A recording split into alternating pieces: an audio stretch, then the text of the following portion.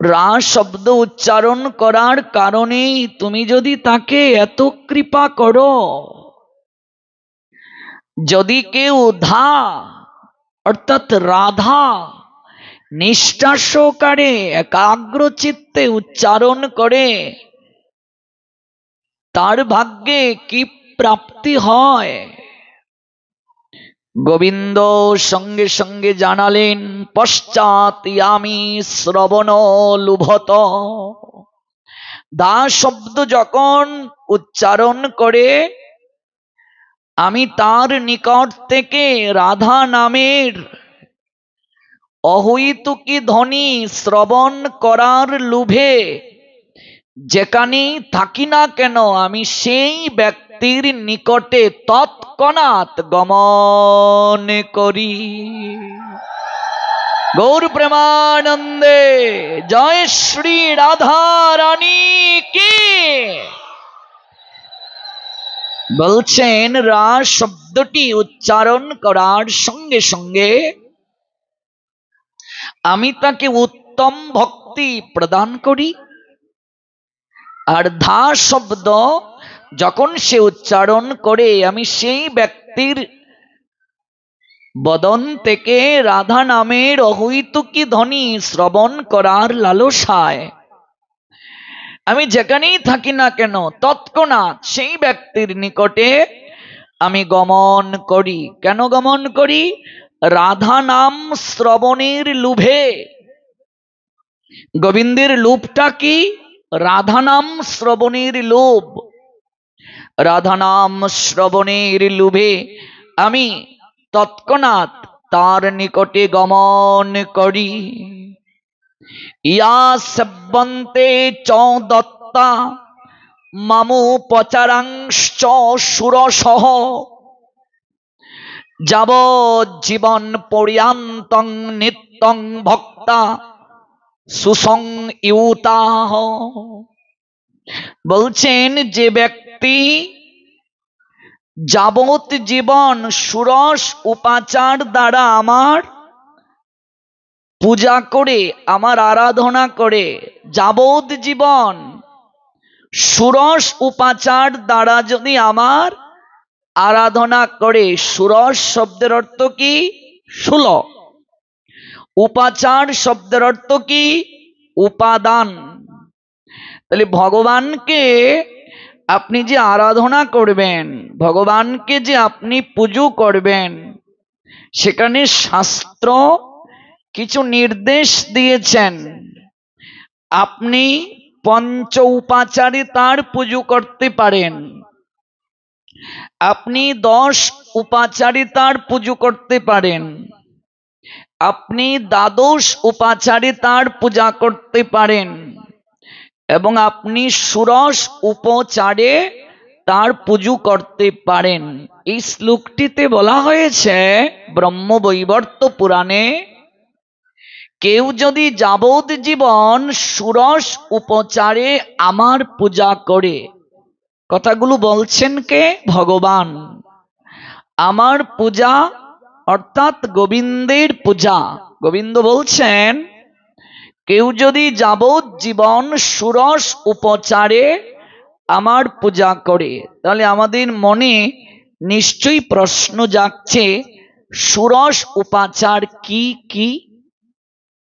তো ষোড়শ উপাচার আসন, স্বাগত, পাদ্য, অর্ঘ্য, আচমন, মধুপর্ক, স্নান, বস্ত্র, উপবীত, ভূষণ, গন্ধ, পুষ্প, ধূপ, দীপ, নৈবেদ্য, আর হলো প্রণাম। ষোড়শ উপাচারের মাঝে শেষ উপাচার হলো প্রণাম। এই ষোড়শ উপাচারে যদি যাবৎ জীবন আমার আরাধনা করে, আমার পূজা করে, একদিন, দুদিন, 3 দিনের কথা বলেননি, বলছেন যাবৎ জীবন। ইয়া সেব্বন্তে চ দত্তা মামুপচারাংশ সুরসহ। ষোড়শ উপাচারে সে যদি আমার পুজো করে, কতদিন পর্যন্ত?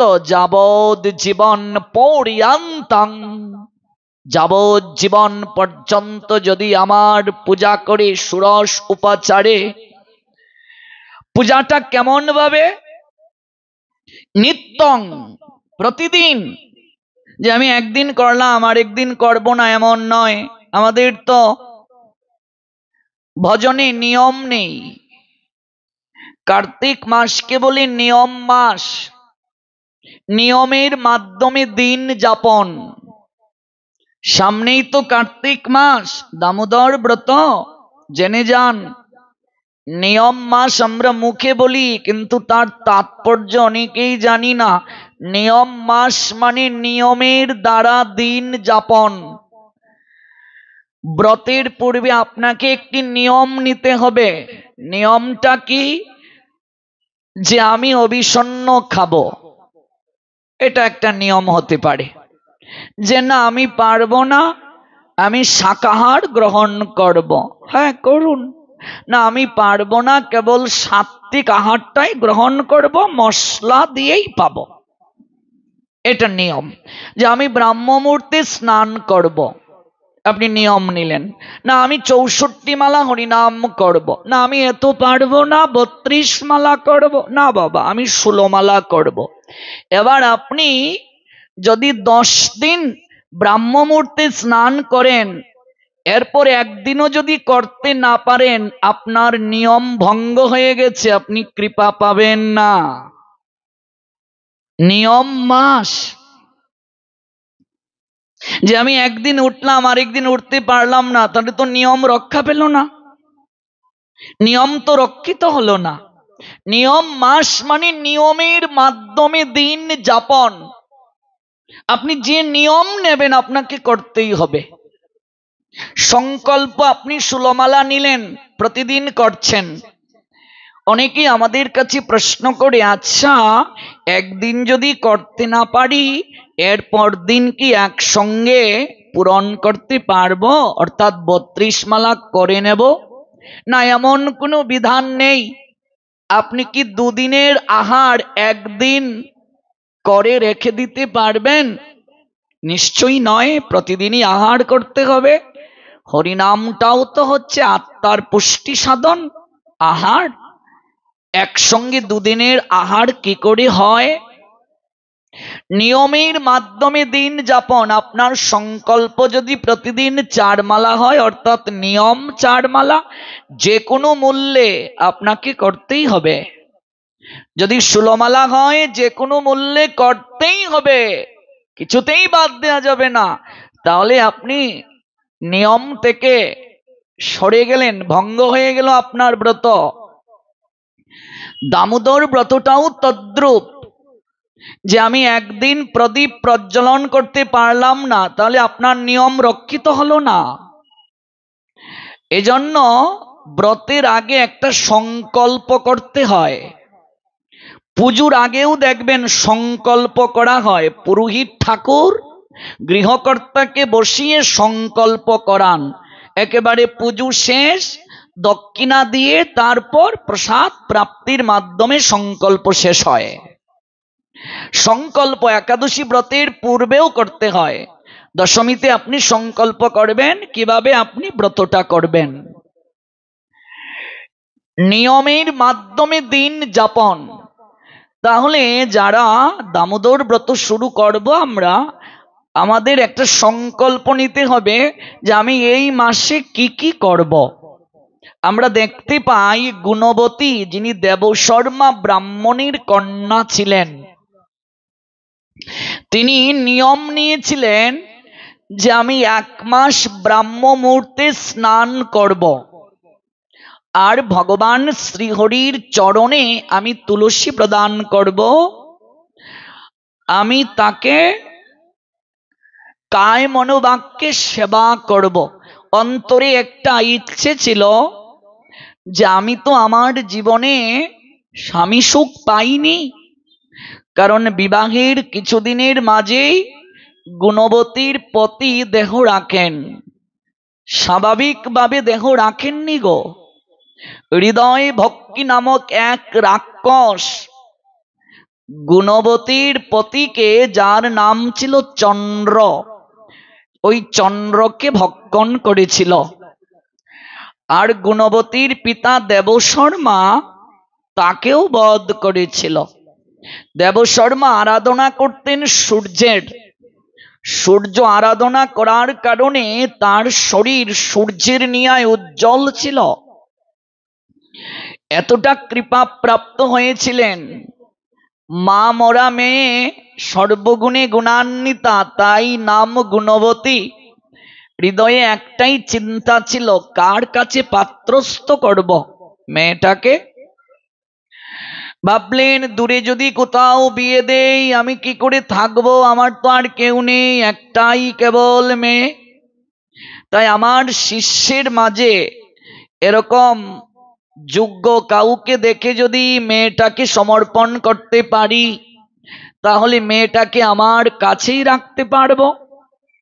যত শিষ্য আছেন তার মাঝে প্রধান একজন চন্দ্র, যার নাম, তার কাছে তিনি একদিন মনের কথাটা খুলে বললেন, পুত্র, তুমি তো আমার পারমার্থিক পুত্র, শিষ্য পারমার্থিক পুত্র, তুমি আমার চোখে সর্বগুণে গুণান্বিত শ্রেষ্ঠ। তুমি একজন পিতামাতা কন্যাকে সৎ পাত্রে দান করবে, এটি শাস্ত্রের কথা। আজকাল পিতামাতা কন্যা বিয়ে দেওয়ার সময়, পুত্রকে বিয়ে করানোর সময় যেমন সরকারি চাকুরি খুঁজেন, ধন রত্ন ঐশ্বর্য খুঁজেন, কিন্তু ছেলেটা ধার্মিক কিনা, মেয়েটা ধার্মিক কিনা, ভক্তি যাজন করে কিনা, প্রসাদে আগ্রহ আছে কিনা, পুজো পার্বণ পারে কিনা, খুব কম পিতামাতাই তা খুঁজেন। এটি দুর্ভাগ্য আমাদের সমাজে। অথচ শাস্ত্র বলছেন সৎ পাত্রে দান করো। ছেলেটা ধার্মিক কিনা, চরিত্র ভালো কিনা, এগুলো আগে বিচার করতে হবে। মেয়েটা সুলক্ষণা কিনা, ধর্মে মতি আছে কিনা তার, এগুলো বিচার করতে হবে প্রারম্ভিকায়। অধিকাংশ পিতামাতারা এগুলো অনুসন্ধান করেন না। কিন্তু দেবশর্মা ভাবছেন, আমার কন্যাটিকে আমি সৎ পাত্রে দান করব, যে আমার কন্যাটিকে ভজনে সহায়তা করবে। কারণ তিনি তো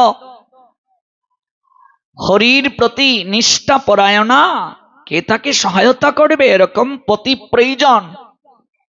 পতিত অবস্থা থেকে উদ্ধার করার শক্তি যে রাখে, সেই তো পতি, তাকেই তো পত্নী বলে।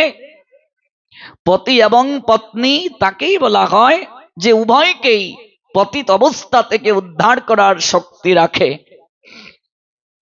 তাই চন্দ্র, আমি তোমাকেই মনস্থ করেছি, আমার কন্যাকে তোমার হস্তে সমর্পণ করে আমি তোমাকে জামাতা বানাতে চাই।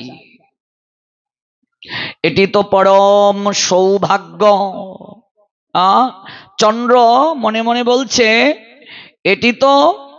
এটি তো পরম সৌভাগ্য, এটা আমার পরম সৌভাগ্য, কিন্তু আমি কি যোগ্য? দেবশর্মা বলছেন, হ্যাঁ, এজন্যই তো আমি তোমাকে নির্ধারণ করেছি। চন্দ্রের হাতে সমর্পণ করা হলো গুণবতীকে, এবং গুণবতী বেশি দিন সংসার করতে পারলেন না। বিবাহের 1 সপ্তাহের মধ্যেই স্বামী এবং পিতা দুজনকেই হারালেন। কোন প্রসঙ্গ থেকে আমরা এত দূর যাচ্ছি? রাধা নামের মহিমা থেকে। যে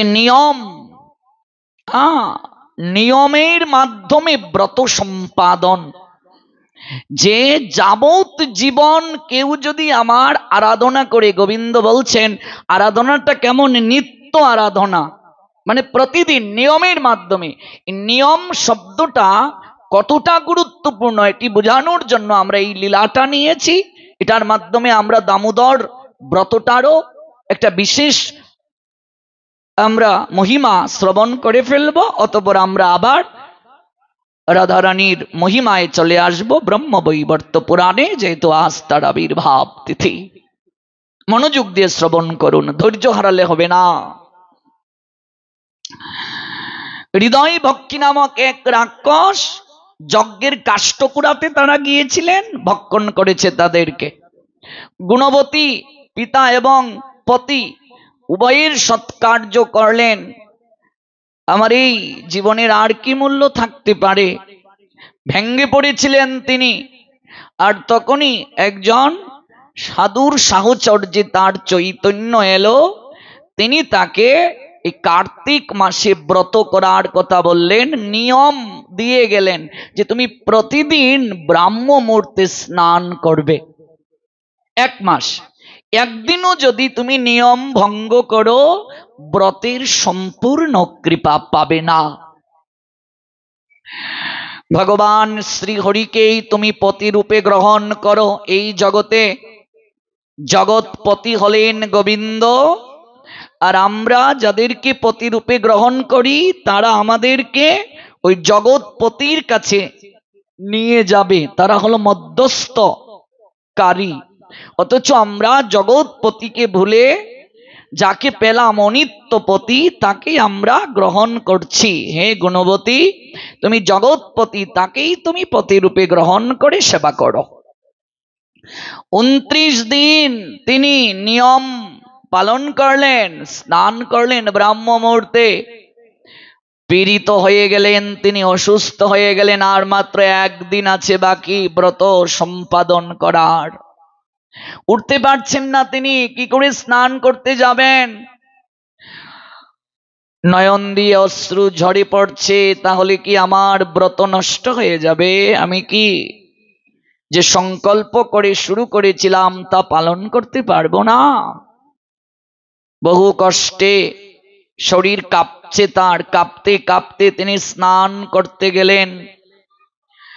ডুব দিয়ে যখন তিনি উঠবেন নদীর তীরেই তিনি ঢলে পড়লেন, অচেতন হয়ে পড়লেন। প্রাণটা তার দেহ থেকে বের হয়ে যাবে। তখন তিনি অবলোকন করছেন স্বয়ং বৈকুণ্ঠ থেকে তার জন্য রথ এসে নামল। ভগবান বিষ্ণুর দূতগণ তাকে প্রণাম দিয়ে 4 বার পরিক্রমা করছেন। হে দেবী, আমরা আপনাকে রথে আরোহণ করিয়ে নিয়ে যেতে এসেছি।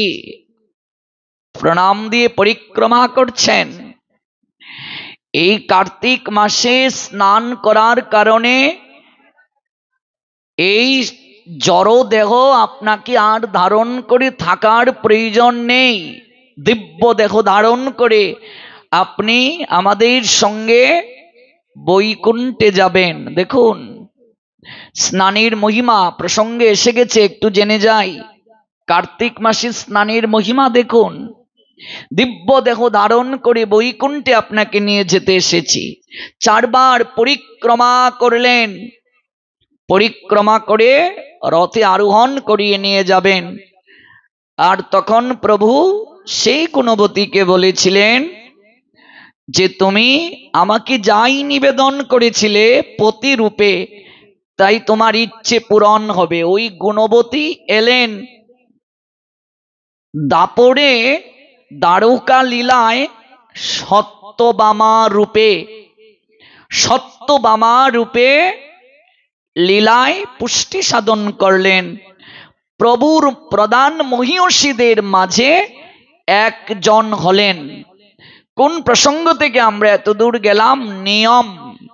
নিয়ম শব্দটা কত গুরুত্বপূর্ণ। আমরা যদি একটা নিয়ম গ্রহণ করি, এই নিয়ম যদি সম্পূর্ণ করতে না পারি তাহলে ব্রতের কখনো আমরা যথাযথ কৃপা প্রাপ্ত হব না। তাহলে ব্রহ্মবৈবর্ত পুরাণ থেকে আমরা যেখানে রাধারানীর মহিমা কথা শ্রবণ করছি, সেখানে ওই নিয়ম শব্দটা আছে। কি নিয়ম? বলা হয়েছে যাবৎ জীবন পর্যন্তং নিত্যং ভক্ত শোষং ইয়থা। কেউ যদি যাবৎ জীবন আমার পূজা করে, গোবিন্দ বলছেন পূজাটা কিভাবে? ষোড়শ উপচারে। যাবত জীবন যদি ষোড়শ উপচারে কেউ আমার পূজা করে, তা না হয়ে জানলাম, কিন্তু পূজাটা কতদিন করবে, যাবজ্জীবন করবে, সেটা কি মাঝে মাঝে বন্ধ করা যাবে? বলছেন না, নিত্যং মানে প্রতিদিন, নিত্যং ভক্তা। তারপর বললেন সুসং ইউতাহ, এখানে আরেকটা শব্দ প্রবেশ করিয়ে দিলেন, সেটি হলো সেই পুজোটু যদি একাগ্র চিত্তে হয়, মনের মাধুরী মিশিয়ে হয়। যাবত জীবন পূজাটা করবে প্রতিদিন, যদি সেটি মনের মাধুরী মিশিয়ে হয়, তাহলে তার হবে কি? ভগবান এর পরের শ্লোকে বললেন, ইয়া প্রীতির মম জায়তে, যতটা আমাকে প্রীত করতে পারবে। প্রীত শব্দের অর্থ কি? সন্তুষ্ট। ইয়া প্রীতির মম, মম মানে আমাকে, আমাকে যতটা না সন্তুষ্ট করতে পারবে, যাবত জীবন প্রতিদিন কায় মনোবাক্যে একাগ্র চিত্তে ষোড়শ উপচারে পূজা করে আমাকে যতটা না সন্তুষ্ট করতে পারবে, ইয়া প্রীতির মম জায়তে, আমাকে যতটা না সন্তুষ্ট করতে পারবে, রাধা শব্দাত্ম তুহদিকা প্রিয়া ন মে ততা রাধে রাধা বক্তা ততুহদিকা। ভগবান বললেন, তার থেকে আমি অধিক থেকে অধিকতর সন্তুষ্ট হব, তার থেকে আমাকে অধিক প্রীত করতে পারবে, সন্তুষ্ট করতে পারবে কেউ যদি কায় মনোবাক্যে শ্রদ্ধার সঙ্গে একবার রাধা নামের ধ্বনি করে। জয় জয় প্রেমময়ী শ্রীমতী রাধা রানী কি জয়, জয় শ্রী রাধে। রাস শব্দং কুর্ব তত্র স্ত্রু দদামি ভক্তিমুত্তমম, ধা শব্দং কুর্বত পশ্চাৎ ইয়ামি শ্রবণলুবতঃ, ইয়া সেব্বন্তে চ দত্তা মামুপচরংশ্চ ষোড়শঃ, যাবত জীবন পর্যন্তং নিত্যং ভক্তা সুসং ইউতঃ, ইয়া প্রীতির মম জায়তে রাধা শব্দাত্ত তুহদিকা প্রিয়া নো মে তথা রাধে রাধা বক্তা ততুহদিকা। ব্রহ্ম বৈবর্ত পুরাণ কৃষ্ণ জন্মখণ্ড অধ্যায় 15 শ্লোক সংখ্যা 70, 71, 72। যে ব্যক্তি রা শব্দ উচ্চারণ করে আমরা এতক্ষণ জানলাম, তার সারমর্ম হলো, ভগবান বলছেন আমি ব্যগ্র হয়ে তার নিকটে কি করি? তার নিকটে আমি গমন করি উত্তম ভক্তি প্রদান করে। রা শব্দ যে উচ্চারণ করে আমি তাকে উত্তম ভক্তি দিয়ে দেই। আর ধা রাধা শব্দটি যখন উচ্চারণ করে আমি যেখানেই থাকি না কেন সেই ব্যক্তির নিকটে তৎক্ষণাৎ আমি আবির্ভূত হই, অর্থাৎ আমি সেখানে গমন করি। কেন গমন করি? রাধা নামের ধ্বনি শ্রবণের লোভে, রাধা মহিমা শ্রবণ করার লালসায় আমি সেই ব্যক্তির নিকটে গমন করি। যে ব্যক্তি সুসংযত হয়ে নিত্য ভক্তি সহকারে ষোড়শ উপচারে যাবত জীবন আমার আরাধনা করে আমাকে প্রীতিবর্ধন করে, আমাকে সন্তুষ্ট করে, যতটা আমি সন্তুষ্ট হই তার থেকে অধিক সন্তুষ্ট আমি হই রাধা নাম করলে। রাধা নাম করলে তার থেকে অধিক প্রীতিলাভ আমার হয়, তার থেকে অধিক সন্তুষ্টি আমার হয়। আমরা সেই প্রেমময়ী শ্রীমতী রাধা রানীর আবির্ভাব তিথিকে উপলক্ষে 3 দিন ব্যাপী শ্রবণ করছি অপ্রাকৃত মহিমা। গতকাল আমরা প্রেমময়ী রাধারানীর মহিমা শ্রবণ করেছি ভক্তি বিনোদ ঠাকুরের অহৈতুকী পদে, অহৈতুকী পংক্তিমালায়। এবং আমরা এও জেনেছি গতকাল, মই পিতবাস রাধা রানীর দাস, তিলেক সংশয় যার, কোটি জন্ম যদি ভজয়ে আমারে, বিফল জনম তার। গতকাল আমরা জেনেছিলাম রাধা ভজনে যদি মতি নাহি ভেলা, ভক্তিবিনোদ ঠাকুর বলছেন কৃষ্ণ ভজন তব অকারণে গেলা। রাধা ভজনে যদি কারো মতি না থাকে, রাধা রানীকে যদি কেউ ভজন না করে, আমাদের ভক্তিবিনোদ ঠাকুর তিনি বলছেন তার কৃষ্ণ ভজনটা অকারণে গেল, বিফল হয়ে গেল। কেবল মাধব পূজয়ে সজ্ঞানী, যে ব্যক্তি কেবল মাধবকে পূজা করে ভজন করে সে হলো অজ্ঞানী। ভক্তিবিনোদ ঠাকুর বলছেন মূর্খ সে, যে কেবল মাধবকে পূজা করে, রাধাকে ব্যতি রেখে।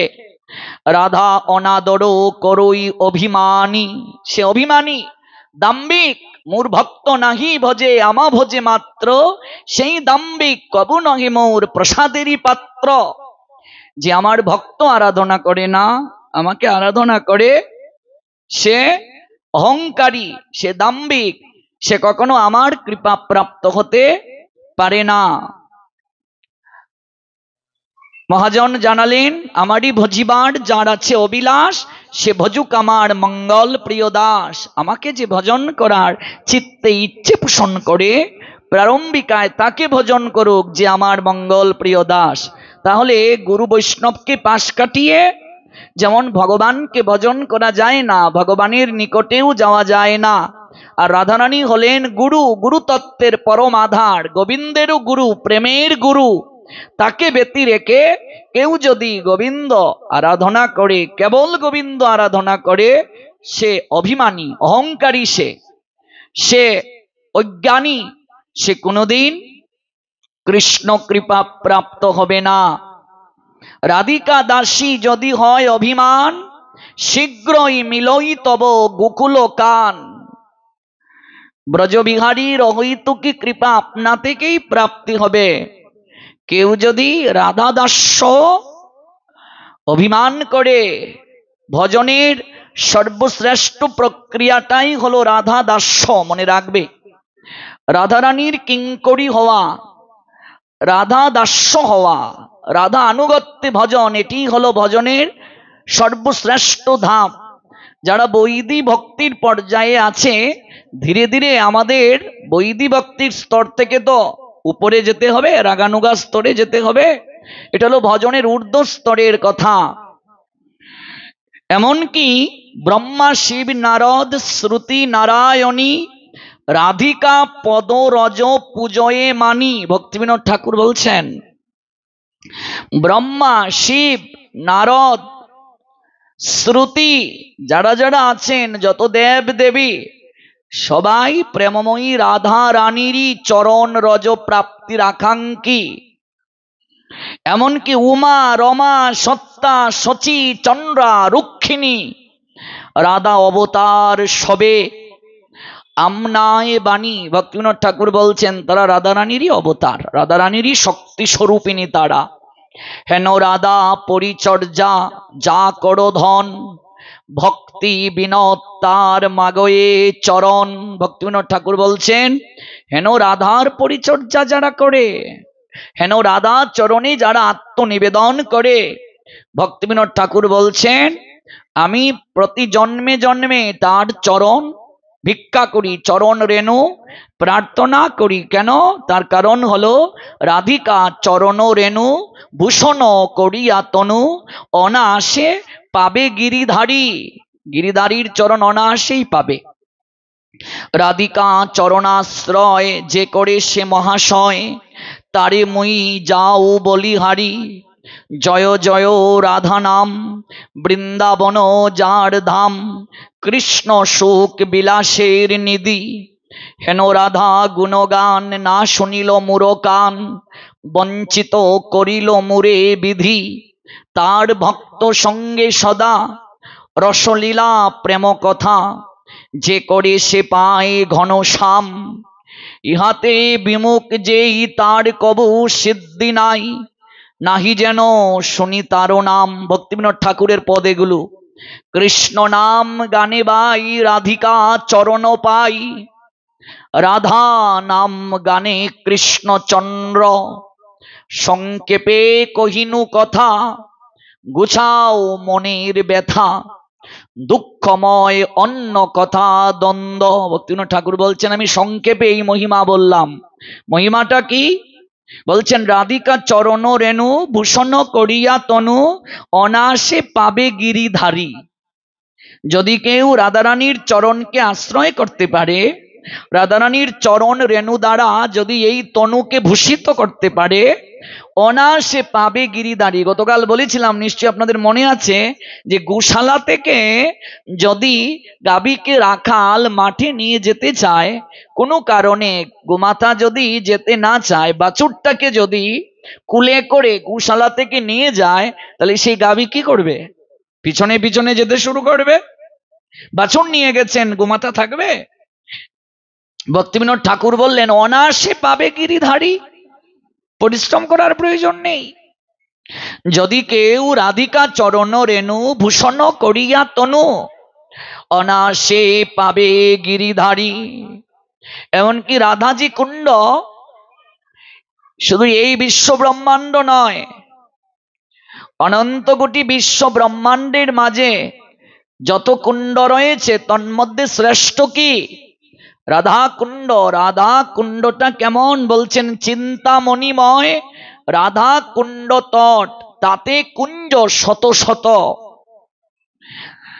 আর বলছেন প্রবাল বিদ্রুমময় তরুলতা, মুক্তা ফলে অবনত, সানন্দ সুকদ কুঞ্জ মনোহর, তাহাতে কুটির শুভে, বসিয়া তথায় গাব কৃষ্ণ নাম কবে কৃষ্ণ দাস্য লুভে, এমন সময় মুরলীর গান পশিবে দাসী কানে, আনন্দে মাতিব সকলি ভুলিব শ্রীকৃষ্ণ বংশীর গানে, রাধে রাধে বলি মুরলী ডাকিবে মদীয় ঈশ্বরী নাম, শুনিয়া চমকি উঠিবে দাসী কেমনে করিব প্রাণ। রাধাকুণ্ড শ্রেষ্ঠ। আর কুণ্ডেশ্বরী রাধারানী তিনিও হলেন শ্রেষ্ঠা, তিনি হলেন সর্বশ্রেষ্ঠা। তার অহৈতুকী করুণা কেউ যদি লাভ করতে পারে, তার অহৈতুকী করুণা বাড়িতে কেউ যদি একবার স্নাত হতে পারে, তার জীবন ধন্য। আজকে সেই প্রেমময়ী আবির্ভূত হলেন। শাস্ত্রে মহাজন তার আবির্ভাব প্রসঙ্গে কি বলছেন? ভাদ্র শুক্লাষ্টমী তিথি, বিশাখা নক্ষত্র তিথি, শ্রীমতী জনম সেই কালে, মধ্যদিন গত রবি দেখিয়া বালিকা ছবি, জয় জয় দেয় কৌতূহলে, বৃষভানুপুরে প্রতি ঘরে ঘরে, জয় রাধে শ্রী রাধে বলে, কন্যার চাঁদ মুখ দেখি রাজা হইল মহাসুখী, দান দেয় ব্রাহ্মণ সকলে, নানা দ্রব্য হস্তে করি নগরের যত নারী আইলা সবে কীর্তিদা মন্দিরে, অনেক পুণ্যের ফলে দৈব হইলা অনুকূলে, এহেন বালিকা মিলে তুরে, মুদের মনে হেন লয় এই তো মানুষ নয়, কোন ছলে কেবা জনমিলা, ঘনশ্যাম দাসে কয়। মহাজন ঘনশ্যাম বলছেন এই পদ, না করিও সংশয় কৃষ্ণ প্রিয়া সদয় হইলা। তো বৃষভানু রাজা আর কীর্তিদা সুন্দরীকে আশ্রয় করে প্রেমময়ী রাধারানী এলেন। আমরা গতকাল জেনেছি যিনি কৃষ্ণ তত্ত্বগত দিক থেকে তিনি রাধা, লীলারস আস্বাদিতে দুই দেহ ধারী, এই তত্ত্বগুলো আমরা গতকাল জেনেছি। লীলা যখন শেষ তখন কৃষ্ণের মাঝেই প্রেমময়ী আবার প্রবেশ করেছেন। প্রেমময়ী এমন একটা চরিত্র যে চরিত্রের দ্বারা ভগবান দেখালেন প্রতিকূল পরিবেশেও কেমন করে কৃষ্ণ ভজন করতে হয়, এবং প্রত্যেকটা মুহূর্তে কৃষ্ণ ভজন ব্যতীত, কৃষ্ণ চিন্তন ব্যতীত যে আমাদের কাটানো কখনো উচিত নয়, এই তত্ত্ব আমরা প্রেমময়ীর নিকট থেকে জানতে পেরেছি। এবং সেই প্রেমময়ী রাধারানীর প্রেমের শক্তি এতটাই সুদৃঢ়, এই প্রেমের মাধুর্যকে আস্বাদন করার জন্য আমরা প্রথম দিন জেনেছি এই তত্ত্ব, যে স্বয়ং ভগবান গৌরাঙ্গ হলেন। রাই কানুর মিলিত তনুই তো গৌরাঙ্গ, কিন্তু গৌরাঙ্গ হওয়ার পশ্চাতে তিনটা কারণ। রাধারানীর প্রেমের মাহাত্ম্যটা কেমন এটা উপলব্ধি করবেন, মাধুর্যটা আস্বাদন করবেন, আর রাধারানী তাকে ভালোবেসে এমনকি সুখ প্রাপ্ত হন, এটি উপলব্ধি করার জন্যই তার গৌরাঙ্গ হয়ে আসা। ব্রজের রাধা বিনোদিনী, সে হইয়াছি কলঙ্কিনী, রাধার প্রেমঋণ সুদিবার তরে, আমি আসি নদিয়াপুরে। এই জন্য গৌরাঙ্গ হতে হলো গোবিন্দকে। সেই প্রেমময়ী এলেন, আমরা জানলাম অজনী সম্ভবা আলোচনার প্রথম দিকে। বৃষভানু রাজা, তিনি এত সম্পদের অধিকারী, কিন্তু তার কোনো সন্তান নাই। এই নিয়ে তার মনে দুঃখ নাই, দুঃখ প্রজাদের মনে। প্রজারা মনে মনে ভাবছেন, আমাদের মহারাজের যদি একটা সন্তান হতো কতই না আনন্দ হতো, আমাদের মহারাজের যদি একটি সন্তান হতো কতই না আনন্দ হতো। প্রজাদের মনে সতত দুঃখ যে আমাদের মহারাজের যদি একটা সন্তান হতো। তাই বৃষভানু রাজা প্রজাদের মনোভাব উপলব্ধি করে দেবর্ষি নারদের চরণে প্রণত হলেন। হে দেবর্ষি, আমার প্রজাকুলের মাঝে আনন্দ নাই, চিত্তে তাদের হাহাকার, যন্ত্রণা। যন্ত্রণাটা কি? আমাদের মহারাজের যদি একটা সন্তান হতো, আমাদের এত কিছু আছে কিন্তু কোথায় যেন একটা হাহাকার, সন্তান নাই। দেবর্ষি নারদ তখন বৃষভানু রাজাকে পরামর্শ দিলেন, হে রাজন, আপনি এক কাজ করুন, আপনি সাধু সেবার আয়োজন করুন। জগতে সকল কিছুই সাধিত হয়, সকল ইচ্ছে পূরণ হয় সাধু কৃপার দ্বারা। সাধুকে মাধ্যম করেই ভগবান আমাদের কৃপা প্রদান করেন। মহতের কৃপা ব্যতীত, সাধু কৃপা ব্যতীত এই জগতে কোনো কিছু লাভ করা সম্ভব নয়। হে বৃষভানু রাজা, আপনি সাধু সেবার আয়োজন করুন।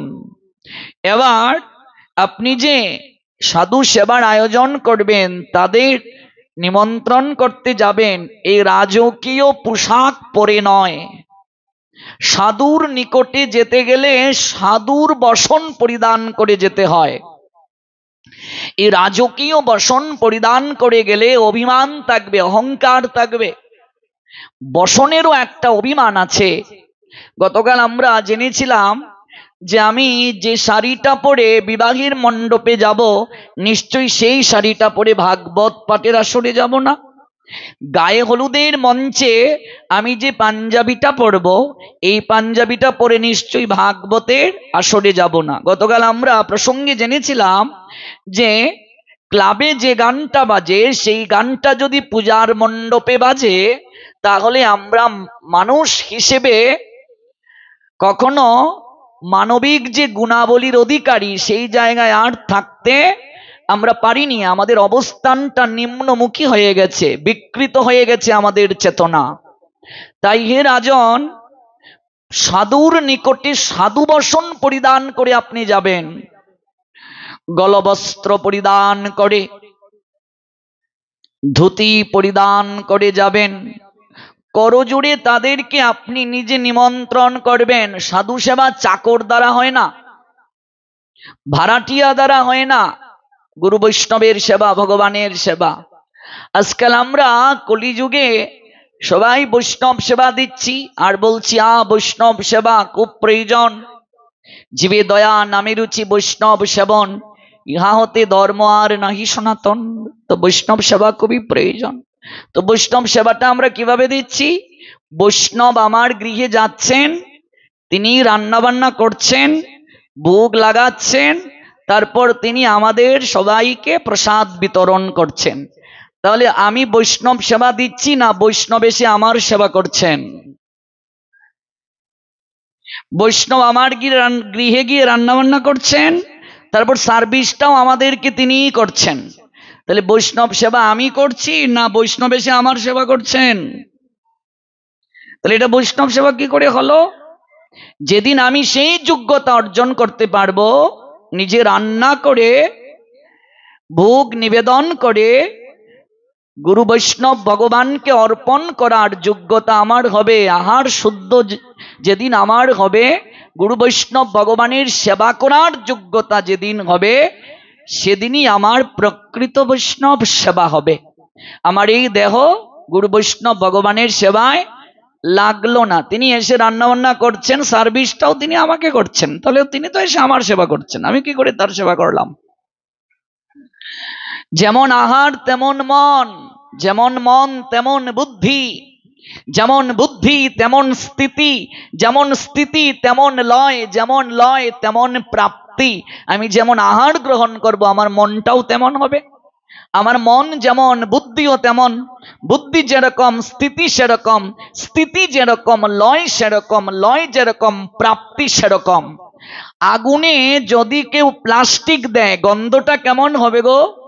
প্লাস্টিকের ন্যায় গন্ধ হবে। আগুনে যদি কেউ চামড়া দেয় গন্ধটা কেমন হবে? চামড়ার ন্যায় হবে। তো জঠর অগ্নি, এখানে অগ্নি প্রজ্বলিত হচ্ছে, পরিপাক হচ্ছে। আমি যেমন আহার দেব ভেতরে চেতনার মাঝেও তার একটা প্রভাব পড়বে। এই জন্য সাত্বিক আহার যতদিন পর্যন্ত আমি গ্রহণ না করব, চেতনা আমার শুদ্ধ হবে না। আজকাল গণহারে দীক্ষা দিয়ে যাওয়া হচ্ছে, পাত্র প্রস্তুত না করে অখাদ্য কুখাদ্য গ্রহণকারী তাদেরকেও দীক্ষা দেয়া হয়ে যাচ্ছে, যা আমাদের গৌড়ীয় বৈষ্ণব শাস্ত্র কখনো সমর্থন করে না। দীক্ষা মানে তো বীজ দেওয়া, তো বীজ দিতে গেলে আগে জমি প্রস্তুত করতে হবে, হাল চাষ করতে হবে, আগাছা পরিষ্কার করতে হবে, উর্বর করতে হবে, তারপর বীজ দিতে হবে। সোনার জমিন রইল পতিত, আবাদ করলে ফল তো সোনা, মন তুমি কৃষি কাজ জানো না। আগে প্রস্তুত করতে হবে, তারপর বীজ দিতে হবে। তো এই জন্য আহার শুদ্ধের কোনো বিকল্প নেই।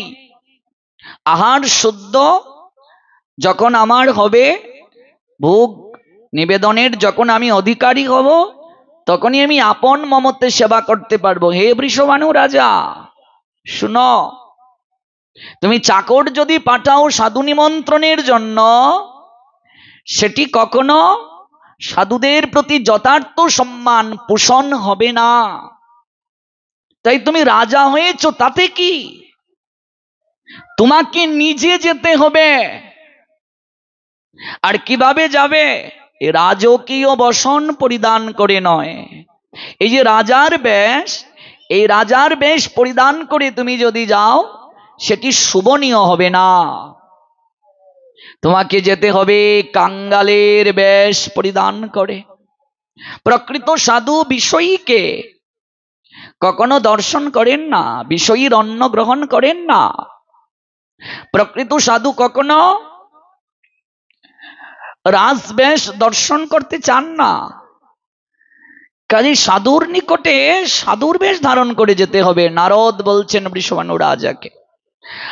আর শুধু নিমন্ত্রণ দিলেই তো হবে না, যথার্থ সাধু তো বললেই আসবেন না, তাকে পালকির ব্যবস্থা করতে হবে আনয়ন করার জন্য। হে রাজন, কিছু তো অভাব নেই তোমার, রাজকোষে তো তোমার ধনের অভাব নেই, তো তুমি পালকির ব্যবস্থা করবে সবার জন্য। আর তুমি কোথায় কোথায় যাবে আমি বলে দিচ্ছি। নারদ একটা তালিকা করে দিলেন, তুমি এই সাধুদের নিকটে যাবে, প্রণাম দেবে, আমন্ত্রণ করবে, পালকির ব্যবস্থা করবে, তাদেরকে পালকিতে চড়িয়ে আনয়ন করবে, তুমি সেবা করবে, নিজের হাতে সেবা করবে। কারণ মহতের কৃপা হলেই সব কিছু সাধিত হয়। এই যে তোমার দুঃখ, তোমার সন্তান নেই, তোমার এই দুঃখ নিবৃত্তি হবে। ভগবান আমাদের যে অর্থ সম্পদ দিয়েছেন, মনে রাখবেন 4 ভাগের 1 ভাগ, এটা নারদ বৃষভানু রাজা সংবাদে আছে। আমরা যে ধন প্রাপ্ত হয়েছি 4 ভাগের 1 ভাগ ভগবত সেবায় অর্পণ করতে হবে। আমাদের উপার্জন যদি 100 টাকা হয়, 25 টাকা ভগবানের অধিকার, এটা ভগবানের সেবায় দিতে হবে। যদি কেউ তার নির্ধারিত উপার্জনের ভগবানের অংশ ভগবানকে প্রদান না করে নিজে ভোগ করে, সে চৌর্যবৃত্তি করছে আর পাপ করছে, কঠিন কঠিন ব্যাধি হবে তার শরীরে। ভগবান কোনো না কোনো মাধ্যমে এই অর্থটা ব্যয় করিয়ে নেবেন। এজন্য একটা প্রবাদ আছে, অর্থ অনর্থের মূল। এই অর্থটাই আমার জীবনে দুঃখের কারণ হবে। ইসলামে একটা শব্দ আছে জাকাত। ওরা ওদের নির্ধারিত সম্পত্তির একটা অংশ জাকাত দেয়।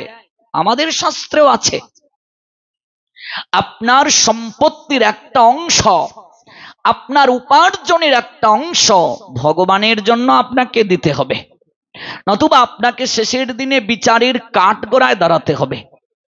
আমাদের এই জন্য দেখবে 50 বছরেও একটা ভালো মন্দির হয় না। আমরা ভগবানের অর্থ ভগবানের সেবায় ব্যয় করতে খুবই কৃপণ। আমরা ভগবানের অর্থ ভগবানের সেবায় দিতে চাই না। এই সনাতন সমাজে যারা বিত্তশালী, যারা হাই এডুকেটেড, উচ্চপদস্থ চাকুরিজীবী, একবার ভাবুন তো, আমরা কখনো কি এমন ভাবে চিন্তা করেছি যে ভগবান আমাকে এত সম্পদ দিলেন, এত অর্থের অধিকারী করলেন, আরেকজনকে দিলেন না, আমাকে কেন দিলেন? কখনো ভেবেছি এটা আমরা, যে আমাকে এত সম্পদ দিলেন, এত অর্থ দিলেন, আরেকজনকে তো দেননি, আমায় কেন দিলেন? তার মানে পূর্বজন্মে আমার পুণ্য ছিল, যার কারণে লক্ষ্মীর কৃপা আমি পেয়েছি। কিন্তু মনে রাখবে, লক্ষ্মী আর হলো মন আর হলো যৌবন, এই তিনটি এক জায়গায় থাকে না। লক্ষ্মী চঞ্চলা চপলা, লক্ষ্মী কখনো এক জায়গায় থাকেন না। লক্ষ্মীর ধর্মই হলো এক জায়গা থেকে আরেক জায়গায় বিচরণ করা। এজন্য আজ যে রাজা, কাল সে ভিখারি। লক্ষ্মী এক জায়গায় থাকেন না। মন কখনো এক জায়গায় থাকে না। মনের ধর্মটাই হচ্ছে এক জায়গা থেকে আরেক জায়গায় যাওয়া, চঞ্চলতা। ক্রমশ অভ্যাস বৈরাগ্যের দ্বারা মনকে বশ করার কথা গীতায় গোবিন্দ বলছেন। অর্জুন প্রশ্ন করছেন, মাধব, মনকে বশ করা বাতাসকে আবদ্ধ করা থেকেও কঠিন, আমার কাছে এমন অনুভব হচ্ছে। গোবিন্দ বলছেন, পার্থ তুমি ঠিকই বলেছ, কিন্তু ক্রমশ অভ্যাস এবং বৈরাগ্যের দ্বারা চঞ্চল মনকে বশ করা যায়। তাহলে মনের ধর্ম হচ্ছে এক জায়গা থেকে আরেক জায়গায় যাওয়া, স্থির থাকে না। লক্ষ্মী চঞ্চলা চপলা, এক জায়গায় থাকেন না। আর কি যৌবন, যৌবন কখনো এক জায়গায় থাকে না। থাকে গো মা, যৌবন থাকে না, নিঃশেষ হয়ে যায়। এজন্য গোবিন্দ দাস বলছেন, এ ধন যৌবন পুত্র পরিজন, ইথে কি আছে পর তিতিরে, কমল দল জল জীবন টলমল, ভজুহ হরিপদ নীতিরে। যেই ধন যৌবন পুত্র পরিজন সংসারে কেউ তোমাকে পরিতৃপ্তি দান করতে পারে না। ওরা এক জায়গায় থাকে না, নিঃশেষ হয়ে যায়। ওদের অবস্থানটা কেমন? কমল দল জল। কমল মানে পদ্ম। পদ্ম যেমন জলের মাঝে থাকলে টলমল করে, ওই পদ্মকে জল থেকে তুলে নিলে তার সজীবতা নষ্ট হয়ে যায়। যতদিন যৌবন আছে শরীরে সবাই ভালোবাসে, সজীব, কিন্তু যৌবন ফুরিয়ে গেলে কেউ আর ভালোবাসে না। মহাজন বলছেন, পূর্ণিমা তো থাকবে না রে, আসবে অমাবস্যা, চিরকাল তো থাকবে না রে রঙ্গের ভালোবাসা। এটা চঞ্চল। গীতা একটা শ্লোকও আছে, দেহিন অস্মিন ইয়াতা দেহে কৌমারম যৌবনম জরা তথা দেহান্তর প্রাপ্তি ধীরস্তত্র নমুজ্জতি। দেহির দেহ শৈশব থেকে কৈশোর, কৈশোর থেকে যৌবন কি হচ্ছে, রূপ পরিবর্তিত হচ্ছে, আবর্তিত হচ্ছে। মৃত্যুকালে তেমনি দেহি, একটা দেহি মানে আত্মা, দেহ ছেড়ে আরেকটা দেহে যায়। স্থিত প্রজ্ঞ পণ্ডিত যারা এই পরিবর্তনে কখনো মুহ্যমান হন না। as the embodied soul continuously passes in this body from boyhood to youth, the old age, the soul similarly passes into another body. At that a super person is not bewildered by such a change, said Almighty Creator Krishna. Srimad Bhagavad Gita 2 chapter Shankha Yoga 13 verse. Oh my dear Arjun, please listen attentive what I say. As the embodied soul continuously passes in this body from boyhood to youth, the old age, the soul similarly passes into another body. At that Shubhan person is not bewildered by such a change. Srimad Bhagavad Gita 2 chapter Shankha Yoga 13 verse 13 নং শ্লোক, দ্বিতীয় অধ্যায়। প্রতিদিন পরিবর্তন হচ্ছে, চলিতে চরণ চলে না, দিনে দিনে অবশ হই, আগের বাহাদুরি আমার গেল কই। আগের মতো খেতে পারি না, বেশি খেলে হজম হয় না, আগের মতো নাচে না রঙ্গের বারই। তাহলে মন চঞ্চল, লক্ষ্মী চঞ্চল, যৌবন চঞ্চল। সেই লক্ষ্মী প্রতিজ্ঞা করেছেন, শুনো আমি তো এক জায়গায় থাকি না, আমি ধন সম্পদের দেবী, আমি এক জায়গায় থাকি না, কিন্তু যে ধন সম্পদ আমার প্রভুর চরণে অর্পণ করা হয়, লক্ষ্মীর প্রভুকে নারায়ণ, আমি আমার প্রভুর চরণ সেবা রেখে কোথাও যাই না। নববিধা ভক্তির মাঝে একটি হলো পদ সেবা, আমি কখনো যাই না প্রভুর সেবা রেখে। যে ধন সম্পদ আমার প্রভুর চরণে উৎসর্গ করা হয়, আমার প্রভুর যারা অন্তরঙ্গ জন তাদের সেবায় উৎসর্গ করা হয়, আমি প্রতিজ্ঞা করে বলছি আমি তার গৃহে জনমের তরে বন্দী হয়ে যাই, আমি কোনোদিন তাকে ছেড়ে কোথাও যাই না। প্রমাণ শ্রীবাস পণ্ডিত, মহাপ্রভু বর দিয়েছিলেন শ্রীবাসকে, বৈকুণ্ঠের লক্ষ্মীও যদি কোনোদিন দাঁড়ে দাঁড়ে অন্যের অভাবে ভিক্ষা করে, হে শ্রীবাস তোমার গৃহে কোনোদিন চাল ডালের অভাব হবে না। কারণটা কি? কারণ শ্রীবাস এমন ভাবে গৌর হরি আর তার পার্শ্বদের সেবা করেছিলেন। এমনকি মালিনী দেবী শ্রীবাসের ঘরণী, তার গয়না পর্যন্ত বিক্রি করে দিয়েছিলেন সাধু সেবার জন্য, মহাপ্রভুর সেবার জন্য। মহাপ্রভু এই জন্য শ্রীবাসকে ডেকে একদিন বলেছিলেন, তুমি যে মালিনীর গয়না পর্যন্ত বিক্রি করে দিচ্ছ আর এত অর্থ সম্পদ ব্যয় করছ, তোমার সংসারটা চলবে কি করে? শ্রীবাস তিনটা হাতে তালি দিলেন। মহাপ্রভু বললেন তাৎপর্য কি শ্রীবাস? শ্রীবাস বললেন প্রথম তালির তাৎপর্য একদিন অপেক্ষা করব, যার চরণে মাথা ঠেকালাম, জীবন যৌবন সঁপে দিলাম, অপেক্ষা করে দেখব তিনি আমার জন্য কিছু ব্যবস্থা করেন কিনা। দ্বিতীয় দিন অপেক্ষা করব, যদি কিছু না পাই তাই দ্বিতীয় তালি দিলাম প্রভু, যদি তাতেও কিছু না পাই তৃতীয় দিন অপেক্ষা করব, তিনটা দিন অপেক্ষা করব আমি। তাকিয়ে দেখো মাটির কলসি আর দড়ি ঘরের এক কোণে রেখেছি, যদি কিছু না পাই গলায় কলসি বেঁধে সুরদনী গঙ্গায় ডুবে মরব। এরপরও আমার গৃহ থেকে আমি তোমাকে আর ভক্তদেরকে আর কারো গৃহে যেতে বলতে পারবো না। সেবা দেখুন, সেবা কাকে বলে? এই নারদ ছিলেন দাসীর পুত্র, ভাগবতের প্রথমেই আছে, ওই চাতুর্মাস্য ব্রতে সাধু সেবা করে দাসীর পুত্রই সেই কৃপায় নারদ হলেন। আর আজ নারদ হলেন শ্রীবাস। দেখাচ্ছেন শ্রীবাস। মহাপ্রভুর চোখ বেয়ে অশ্রু ঝরল। শ্রীবাসকে প্রেমালিঙ্গন করে বললেন, শ্রীবাস, সেবায় তোমার এত নিষ্ঠা, সাধু সেবায় তোমার এত একাগ্রতা, যার এত নিষ্ঠা এত একাগ্রতা, সে কি কখনো অন্ন জলের অভাবে মরতে পারে? তার কি কখনো গলায় কলসি বেঁধে গঙ্গায় ডুবে মরার পরিস্থিতি হতে পারে? আমি তোমায় বর প্রদান করলাম শ্রীবাস, বৈকুণ্ঠের লক্ষ্মীও যদি কোনোদিন অন্যের অভাবে ভিক্ষায় বের হয়, যদিও ঐশ্বর্যের দেবী কখনো তো ভিক্ষায় বের হবে না, যদি কোনোদিন বের হয়, আমি তোমায় বর প্রদান করলাম, তোমার পরিবারে কোনোদিন অন্ন জলের অভাব হবে না। স্বয়ং লক্ষ্মী তোমার দ্বারে বন্দী থাকবে, বাধা থাকবে লক্ষ্মী তোমার গৃহে। তোমার মতো এমন করে যারা সাধু সেবা করবে, ভগবানের সেবা করবে, লক্ষ্মী তার গৃহে জনমের তরে অবস্থান করবে। ও শ্রীবাস, লক্ষ্মী কেবল অর্থ সম্পদ দেন তা নয়, লক্ষ্মী প্রেম সম্পদও দান করেন, লক্ষ্মী প্রেম ধন দান করেন। সে প্রেম ধনেরও অধিকারী হবে।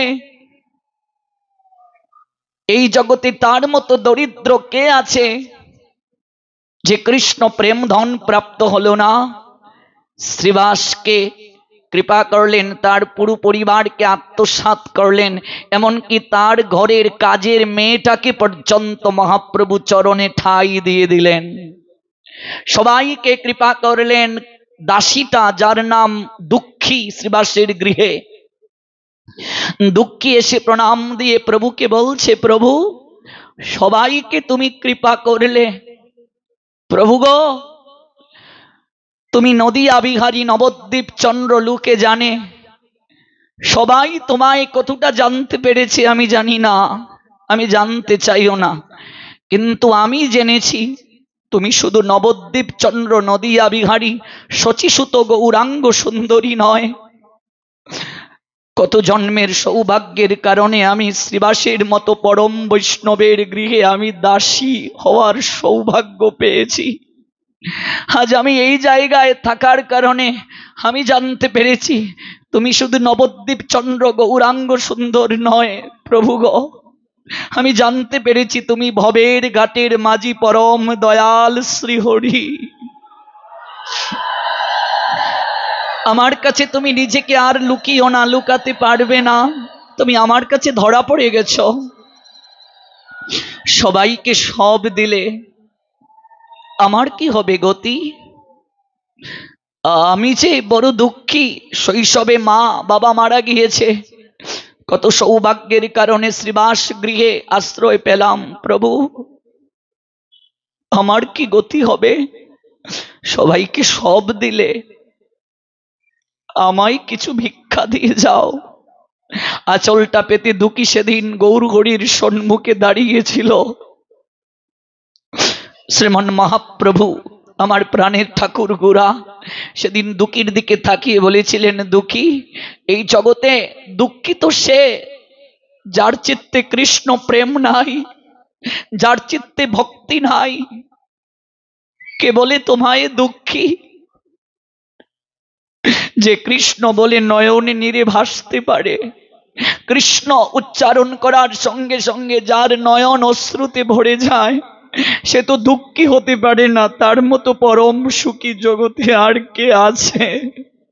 প্রতিদিন তুমি সুরধনী গঙ্গা থেকে মাটির কলসি ভরে জল এনেছো দুঃখী, সাধু সেবা করার জন্য। এই জগৎ সংসারে সাধু সেবা যে করে, তার জীবনে অপূর্ণ কিছু আর থাকতে পারে না। ও দুঃখী, আমি তোমায় বলছি, যেদিন তোমার অন্তিম দিন ঘনিয়ে আসবে, দেখো পিঞ্জিরা থেকে প্রাণ পাখিটা যেদিন গিয়ে ভবের ঘাটে দাঁড়াবে, সেদিন তুমি আমার হাতেই বইটা দেখবে, ঘাটের কান্ডারি রূপে আমায় পাবে। শ্রীবাসের ঘরের দাসীটা পর্যন্ত কৃষ্ণ প্রেম লাভ করল। শ্রীবাসের পাঞ্জাবি যে বানায় দর্জি, তাকেও মহাপ্রভু অহৈতুকী কৃষ্ণ প্রেম দান করলেন। যে পাঞ্জাবি বানায় দর্জিটাকে কৃপা করে দিলেন। আর কি বললেন? মনুষ্য জীবের কথা ছেড়ে দাও, এই শ্রীবাস আঙ্গিনায় যদি একটা কুকুরও এসে ধুলায় গোড়াগড়ি দেয়, শেষের দিনে তারও বৈকুণ্ঠ গতি প্রাপ্তি হবে। এই না হয় কৃপা গো, সাধু সেবার কৃপা। আমাদের উপার্জনের 4 ভাগের 1 ভাগ গুরু বৈষ্ণব ভগবানের সেবায় অর্পণ করার কথা বলা হয়েছে। হে বৃষবাণু রাজা, ভগবান তো তোমায় ধন কম দেননি, ঐশ্বর্য কম দেননি। তোমার জীবনে তুমি সাধু সেবা করেছ বটে, কিন্তু যতটা ধন তুমি প্রাপ্ত হয়েছ সে অনুযায়ী হিসেব করে যতটা ব্যয় করা দরকার তুমি তা করো নাই। তাই ভগবান তোমায় সন্তান প্রাপ্তির ছলে তোমার কাছ থেকে আজ অর্থ কিছুটা ব্যয় করিয়ে নিচ্ছেন। নারদ বলছেন বৃষবাণু রাজাকে, ভগবান তোমাকে সন্তান দেননি, একদিকে অপূর্ণ রেখেছেন তোমায়।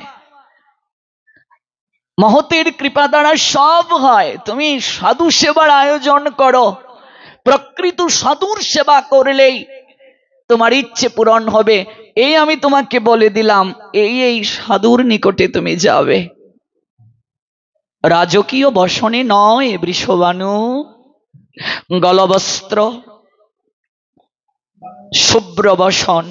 ভক্তিবিনোদ ঠাকুর বললেন, গলবস্ত্র কৃতাঞ্জলি বৈষ্ণব নিকটে, দন্তে তৃণ করি দাঁড়াইব নিষ্কপটে, কাঁদিয়া কাঁদিয়া জানাইব দুঃখ গ্রাম, সংসার অনল হইতে কবে মাগিব বিশ্রাম। হে বৈষ্ণব ঠাকুর, এই সংসার অনলে দিবানিশি আমার হৃদয়ে দগ্ধীভূত হচ্ছে। কৃপা করে আমায় বলো না, কবে আমার এই যন্ত্রণার নিরসন হবে? কবে রাধিকা গোবিন্দ বলে আমি উচ্চেশ্বরে কাঁদব? কবে নয়নের নীরে আমার বক্ষ ভাসবে? শুনিয়া আমার দুঃখ বৈষ্ণব ঠাকুর, আমা লাগি কৃষ্ণে আবে দিবেন প্রচুর। বৈষ্ণবের আবেদনে কৃষ্ণ দয়াময়, বৈষ্ণব আবেদনে কৃষ্ণ হন সদয়। বিনোদের নিবেদন বৈষ্ণব চরণে, কৃপা করি সঙ্গে লহ এই অকিঞ্চনে। বিনোদ, ভক্তি বিনোদ ঠাকুর প্রভুপাদের বাবা, তিনি বলছেন, বিনোদের নিবেদন, আমার নিবেদন বৈষ্ণব চরণে গো। নিবেদনটা কি? আমায় কৃপা করে সঙ্গে নাও, আমার মতো পাপী অপরাধী জগতে আর কেউ নাই, আমায় কৃপা করে সঙ্গে লহ। আমি অকিঞ্চন, অকিঞ্চন শব্দের অর্থ পামর পতিত, আকিঞ্চন মানে ইচ্ছা, অকিঞ্চন মানে পতিত। কৃপা করে সঙ্গে লহ এই অকিঞ্চনে। এজন্য উপার্জনের 4 ভাগের 1 ভাগ ভগবত সেবায়, গুরু বৈষ্ণবের সেবায় দিতে হয়। বৃষবাণু রাজা নারদ চরণে প্রণাম দিয়ে আজ তিনি রাজকীয় বসন পরিত্যাগ করে সাধু বসন পরিধান করে যে সাধু নৈকট্যে যাওয়ার কথা নারদ বলছেন, সেই সাধুদের নৈকট্যে তিনি গমন করলেন। প্রণাম নিবেদন করে প্রার্থনা করলেন, নিমন্ত্রণ জানালেন, পালকি দিয়ে আনয়নের ব্যবস্থা করলেন। বিশাল করে সাধু সেবার আয়োজন হলো। নিজের হাতে তিনি আজ সেবা করছেন। সেবার পর দক্ষিণা দিয়ে নয়ন নীরে সাধুদেরকে গৃহে প্রত্যাগমনের ব্যবস্থা করে দিলেন। বৃষবাণু রাজা সাধু আশীর্বাদ কৃপা প্রাপ্ত হলেন।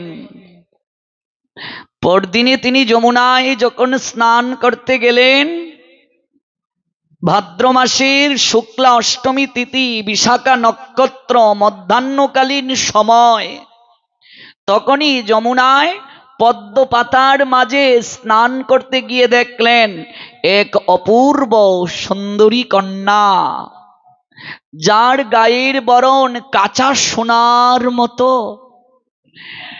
অবাক হলেন, ধীরে ধীরে জলে তিনি স্নাত হলেন। কন্যাটিকে তিনি কুলে তুলে নিলেন। কে গো, এই কন্যা কার? চারিদিকে ডাকলেন, কেউ কোনো উত্তর দিল না। আনন্দে মাতোয়ারা হয়ে বৃষভানু রাজা কুলে নিয়ে কন্যাটিকে এসে ডাকছেন, কীর্তিদা, কীর্তিদা, দেখে যাও, দেখে যাও। এতদিন পর বিধাতা আমাদের দিকে মুখ তুলে তাকালেন। আমরা সাধু কৃপায়, আমরা এতদিনের বাৎসল্য প্রেম আস্বাদন করার যে অপূর্ণতা ছিল, আজ মহৎ কৃপায় বিধাতার আশিসে আমরা কন্যা সন্তান প্রাপ্ত হয়েছি। জয় জয় শ্রী শ্রী রাধে। মহাজন ঘনশ্যাম বললেন, ভাদ্র শুক্লা অষ্টমী তিথি, বিশাখা নক্ষত্র তিথি, শ্রীমতী জনম সেই কালে, মধ্য দিনগত রবি। রবি যখন দিনের মধ্যভাগে গিয়েছে, দেখিয়া বালিকা ছবি, জয় জয় দেয় কৌতূহলে। বৃষভানুপুরে প্রতি ঘরে ঘরে জয় রাধে শ্রী রাধে বলে। কন্যার চাঁদ মুখ দেখি রাজা হইল মহাসুখী, দান দে সাধু বৈষ্ণব ব্রাহ্মণে। সাধু বৈষ্ণব ব্রাহ্মণদেরকে দান করছেন আনন্দে। কন্যা প্রাপ্ত হয়ে দান দক্ষিণা করছেন। নানা দ্রব্য হস্তে করি, কত দ্রব্য, রাজা তো অভাব নেই। নানা দ্রব্য হস্তে করি, নগরে যত নারী, নগরের যত নারী আইলা কীর্তিদা মন্দিরে। ঘটনাটা যখন সবদিকে ছড়িয়ে গেল, সবাই কীর্তিদার মন্দিরে, কীর্তিদা সুন্দরীর বাসভবনে এলেন। ওগো, খালি হাতে কি করে দেখতে যাব গো? শুনেছি কাঁচা সোনার মতো নাকি গায়ের বরণ কন্যা পেয়েছে বৃষভানু রাজা। কীর্তিদা সুন্দরী, খালি হাতে কি করে দেখতে যাব? তাই যে যা পারে তাই নিয়ে যাচ্ছে, আর বলা বলি করছে গো, অনেক পুণ্যের ফলে দৈব হইলা অনুকূলে। তাই তো এহেন বালিকা মিল তুরে। ওগো কীর্তিদা, কত পুণ্যের ফলে বিধি কৃপা করে তোমায় এই বালিকা দিল। মুদের মনে হেন লয়, এই তো মানুষ নয়। আমাদের মনে হচ্ছে এ কোনো মানবী হতে পারে না। মানবী এত সুন্দরী হয়? দেখো দেখো, গাত্র থেকে যেন জ্যোতি প্রবাহিত হচ্ছে। আহা, কাঁচা সোনার মতো গায়ের বরণ, কোনো মানবী হতে পারে না। কোন ছলে জানি না কেবা জন্মিল, জানি না কে তোমার ঘরে এসেছে কীর্তিদা। ঘনশ্যাম দাসে কয়, না করিও সংশয়, কৃষ্ণ প্রিয়া সদয় হইল। ঘনশ্যাম বলছেন, সংশয় করিও না, স্বয়ং কৃষ্ণ প্রিয়া আজ এসেছেন বৃষভানু রাজা কীর্তিদা সুন্দরীকে কেন্দ্র করে। এবার কীর্তিদা কুলে নিয়ে যখন আদর করছেন, কিন্তু দেখলেন 1 2 3 দিন চলে গেল, কন্যাটা তাকায় না, চোখটা বন্ধ। বৃষভানু রাজার কাছে গিয়ে বলছে, ওগো, কন্যাটু পেলাম, কিন্তু কন্যা তো তাকায় না। তাহলে কি কন্যা অন্ধ? একটিবারও তো তাকালো না, তাকিয়ে দেখলো না, কন্যা কি তাহলে অন্ধ? বৃষভানু রাজা বলছেন, দাও দাও দেখি, আমার কুলে দাও। বৃষভানু রাজা কুলে নিয়ে কত কি বলছেন, কন্যা তাকাচ্ছে না। কেন? কারণ হলো গোলক বৃন্দাবন, যেখানে আমার রাই শ্যাম সুন্দর নিত্য লীলা বিলাস করেন, সেখানে গোবিন্দ রাই সুন্দরীকে বলেছিলেন, আমি লীলা বিলাস করার জন্য যাব রাধে। তোমাকেও যেতে হবে। রাধারানী বললেন, না আমি যাব না, আমি যাব না। যেখানে যমুনা নেই, গোবর্ধন নেই, বৃন্দাবন নেই, সেখানে আমি যেতে পারি না, আমি যাব না। তখন গোবিন্দ বলছেন, আচ্ছা ওই বৃন্দাবন যদি আমি প্রকট করি, যমুনা যদি আমি প্রকট করি, গোবর্ধন যদি আমি প্রকট করি, নিধুবন যদি আমি প্রকট করি, তুমি কি যাবে? এই যে আমরা ভারতে বৃন্দাবনে যাই, এই বৃন্দাবন হলো গোলক বৃন্দাবনের ছত্র ছায়া। তাই ভগবান বৃন্দাবন প্রকট করলেন, যমুনা প্রকট করলেন প্রেমময়ীকে আনয়ন করার জন্য। নিত্য গোলক ধামে এই কথা হয়েছিল। তখন প্রেমময়ী বলছেন, হে প্রিয়তম, আমি যাব, কিন্তু আমার আরেকটা শর্ত আছে। তুমি না হয় যমুনা প্রকট করলে, তুমি না হয় বৃন্দাবন প্রকট করলে, গোবর্ধন প্রকট করলে, রাধাকুণ্ড শ্যামকুণ্ড সবই না হয় ওইখানে হলো, কিন্তু আমি যে যাব, আমি তো পলক পড়তে যতটা সময় লাগে ততটা সময়ও আমি তোমায় না দেখে থাকতে পারি না। তো আমি যে যাব লীলায় পুষ্টি সাধন করার জন্য, আমার শর্তটা হলো, আমি জগতে আবির্ভূত হয়ে যতক্ষণ তোমাকে না দেখব ততক্ষণ আমি চোখ মেলে তাকাবো না। গৌর প্রেমানন্দে। তোমাকে যদি আমি না দেখি, আমি চোখ মেলে তাকাবো না। তুমি কথা দাও, সর্বপ্রথম আঁকি মেলে যেন আমি তোমায় প্রথম দেখি, সর্বপ্রথমই আমি তোমায় দেখব। রাধারানী একটা শিক্ষা দিলেন আমাদেরকে। শিক্ষাটা কি?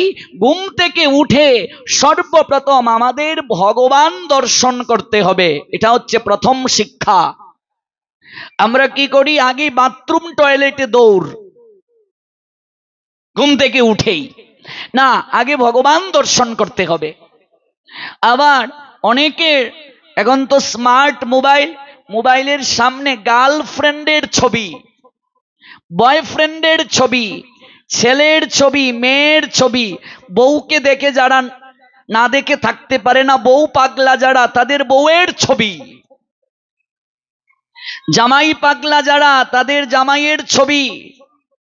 কিন্তু সেই মোবাইলে ওয়ালপেপারে যদি ভগবানের ছবিটা থাকে, আপনি যতবার মোবাইলকে টাচ করবেন, যতবার মোবাইল খুলবেন, ততবার আপনার গোবিন্দ দর্শন হবে।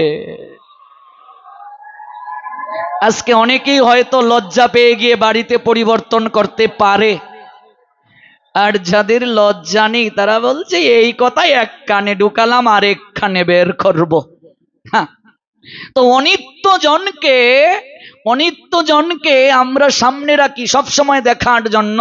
আমার হৃদয় একটা আয়না, সেই আয়নায় তোমার মুক্তি ছাড়া কিছুই দেখা যায় না। কিন্তু প্রেমময়ী রাধারানী তিনি লীলা করে জগৎকে দেখালেন। ও সখী রে,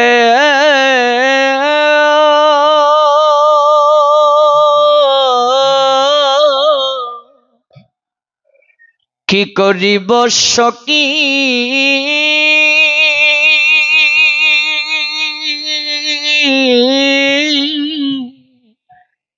কহ নাই উপায়,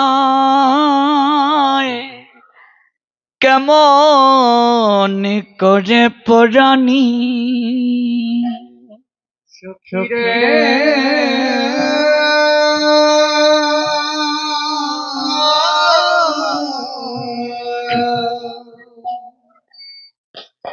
আমি কি করিব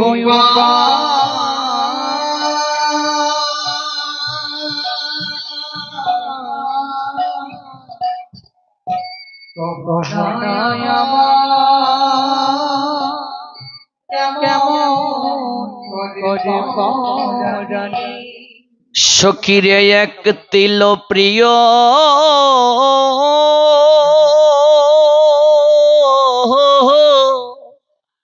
বদন মাধুরী, আমি না হেরিলে প্রাণে মরি।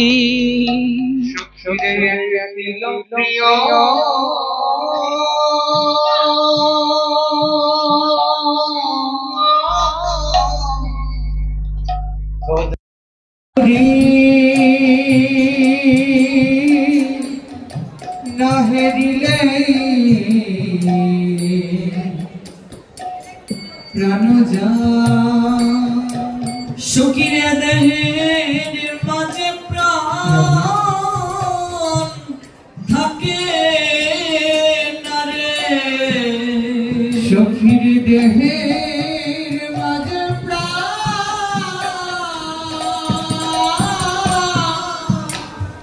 আমার থাকে না রে সখিরে এক তিল প্রিয় নাহেরিলে আমি প্রাণে মরি সখিরে এক তিল প্রিয়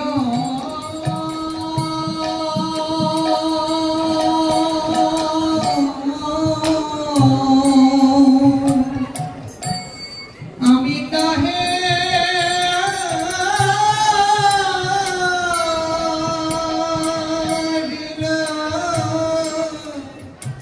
আমি প্রাণে মরে যা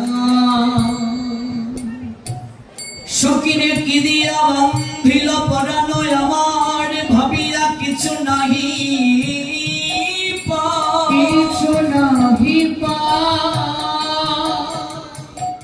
যেদিকে নিরকি শ্যামল সুন্দর মোহন মাধুরী দেখিতে পা আমি যেদিকে নিরকি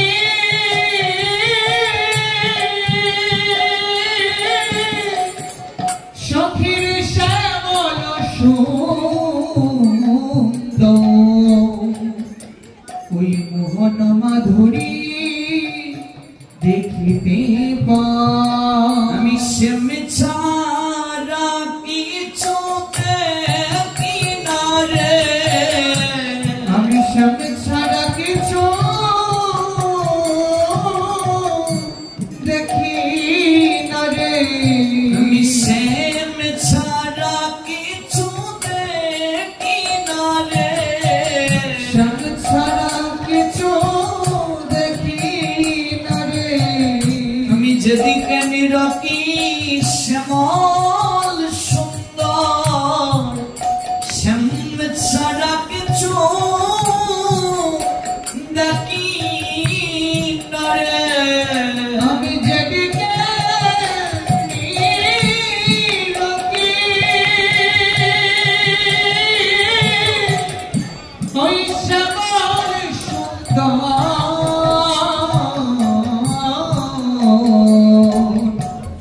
মোহন মাধুরী দেখিতে ভঙ্গ ভঙ্গিম রূপ বংশীদারী অপরূপ রসময়ে গুণনিধি বর্ণ নব জলদর শিরে শিকি পিচ্ছবর অলক তিলক শুভা পা অলক তিলক শুভা পা হরিদানি পিতবাস বদনে মধুর বদনে মধুর রূপ জগত মাতা জগত মাতা সখিরে ইন্দ্র নীল যিনি আমার কৃষ্ণ রূপ খানি খেলিয়া কদম্ব মূলে মন উচ্চাটন না চলে চরণ আমি সংসারে গেলাম ভুলে সখিরে সংসার আমি গেলাম ভুলে ইন্দ্র নীল যিনি সখিরে আমার কৃষ্ণ রূপ খানি আমি হেরিয়া কদম্ব মূলে আমার মনয় চাটন না চলে চরণ আমি সেই রূপ দেখে সংসারে গেলাম ভুলে আমার মনয় চাটন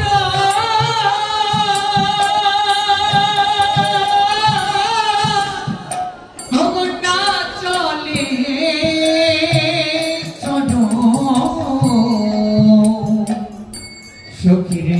সংসার গেলাম গেলাম ভুলে, তেল পরিমাণ সময় শ্যাম সুন্দর আমি তোমায় দর্শন না করে থাকতে পারি না।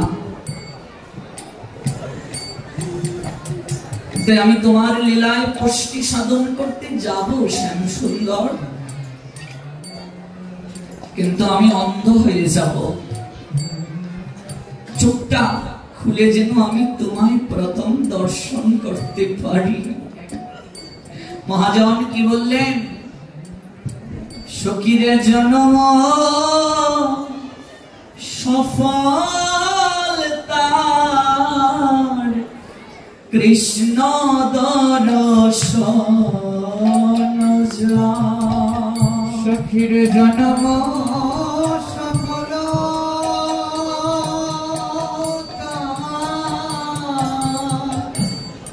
সখীরে কৃষ্ণ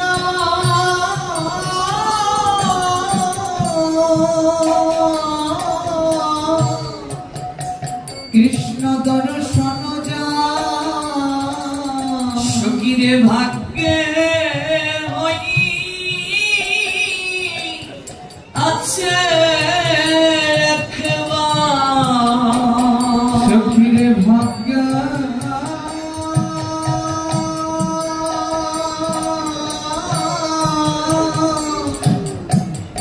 ওই ভাগ্যে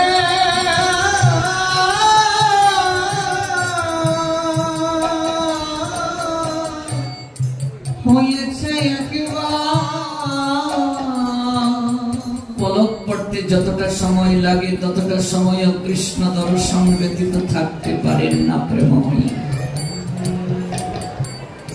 চোখে পলক পড়তে যতটা সময় লাগে গো ততটা সময়ও থাকতে পারেন না। আমি যাব প্রাণনাথ, আমি অন্ধ হয়ে যাব, যেন চোখটা খুলে আমি তোমায় প্রথম দেখতে পাই। যদি তুমি আমায় কথা দাও আমি যাব। আমাদের উচিত চোখটা খুলে সর্বপ্রথম গোবিন্দ দর্শন করা। আপনি যেখানে শুয়ে থাকবেন চরণের দিকে একটা ছবি টাঙ্গিয়ে রাখবেন, চিত্রপট টাঙ্গিয়ে রাখবেন, চরণের বরাবর নয় একটু উপরে, যেন সঙ্গে সঙ্গে চোখটা খুলে সর্বপ্রথম আপনার গোবিন্দ দর্শন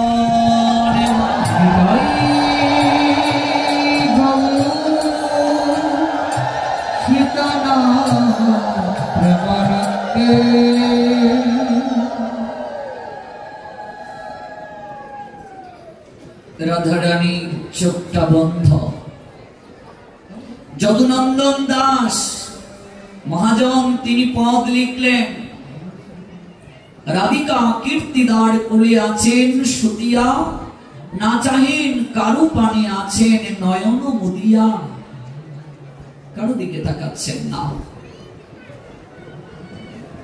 নয়নটা বন্ধ করে আছেন, মুদ্রিত করে আছেন।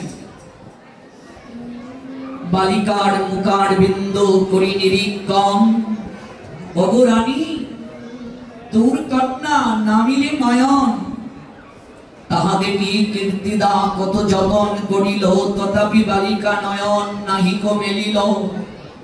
সকলেতেই বলে কন্যা অন্ধ বুঝি হয়, তাহাদের কি রানীর মনে হইল সংশয়। যদুনাথ দাসে কহে ভয় নাহি পাস, নয়ন মেলিবে ধনী অবহেরিলে শ্রী গোবিন্দ দর্শন করবে বলে আজ যদুনাথ দাস বলছেন, ওগো কীর্তিদা সুন্দরী তব কন্যা তাই নয়নে মুদ্রিত করে রেখেছে, নয়নে মেলে যেন গোবিন্দ দর্শন করতে পারে। এজন্য আজ নয়ন বন্ধ করে আছে।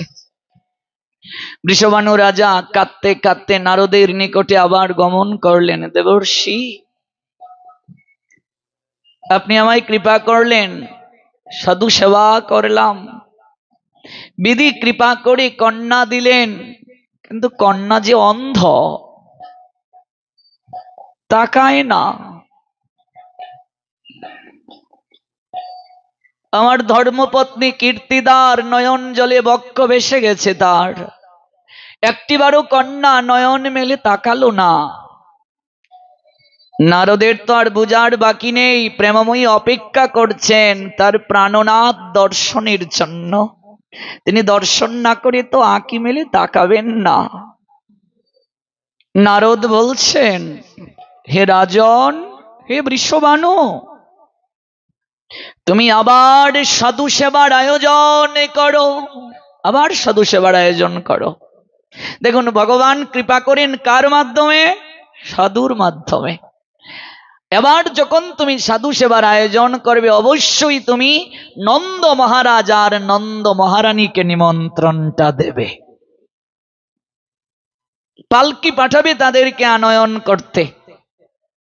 তোমার তো অনেক আছে বৃষভানু, কিন্তু তুমি যতটা যা প্রাপ্ত হয়েছ সম্পদ, যতটা গুরু বৈষ্ণব ভগবানের সেবায় দেয়া দরকার, তুমি ততটা দাও নাই। তাই ছল করে ভগবান তা গ্রহণ করছেন সাধুর মাধ্যমে।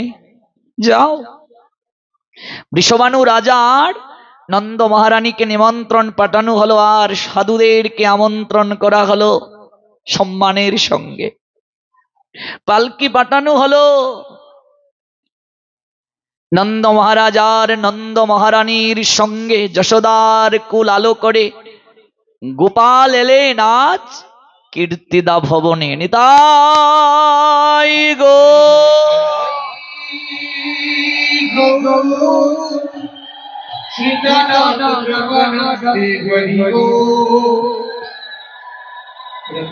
নন্দ মহারানী বলছেন, কীর্তিদা, কীর্তিদা, শুনেছি অপূর্ব সুন্দরী নাকি কন্যা সন্তান তোমার প্রাপ্তি হয়েছে, একবার আমার কুলে দাও, ধন্য করি কুলে নিয়ে সন্তানকে। যশোদার কুলে গোপাল আছেন। গোপালকে বলছেন, গোপাল বাবা তুই একটু কুল থেকে নাম তো, আমি একটু কীর্তিদার কন্যাকে কুলে নেব।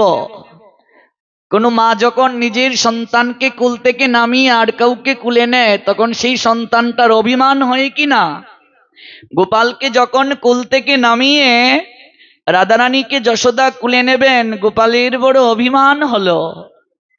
আঁচলটা টেনে টেনে তিনি অভিমান করে বলছেন, তুমি আমায় নামিয়ে দিলে মা, আমায় নামিয়ে দিলে।